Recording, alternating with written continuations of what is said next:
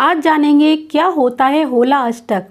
होला अष्टक क्यों मनाते हैं, इसके पीछे की पौराणिक मान्यता क्या है। होला अष्टक फागुन मास की अष्टमी तिथि से शुरू होता है और पूर्णिमा यानी कि होलिका दहन वाले दिन तक चलता है।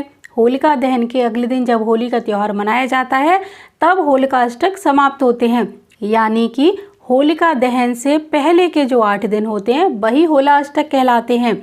इन 8 दिनों को बहुत ही अशुभ माना जाता है। इस समय में किसी भी तरह के शुभ काम करने की मनाही होती है। होला अष्टक में कोई भी नया काम नहीं करना चाहिए। केवल पूजा पाठ, मंदिर दर्शन, तीर्थ यात्रा के लिए आप जा सकते हैं। होली के भजन कीर्तन भी करवा सकते हैं, लेकिन आप शादी विवाह या फिर कोई प्रॉपर्टी आदि जैसे कार्य हैं उसको ना करें। तो आइए जानते हैं होला अष्टक से जुड़ी हुई एक पौराणिक मान्यता। प्रसिद्ध पौराणिक कथा के अनुसार हिरण्यकश्यप असुर जाति का अत्याचारी और निर्दयी राजा था, जिससे वहाँ की प्रजा बहुत ही दुखी रहती थी। वो लोगों को खुद की पूजा करने के लिए कहता था, जबकि उसका जो बेटा भक्त प्रहलाद भगवान विष्णु का परम भक्त था और उनकी ही आराधना में मग्न रहता था।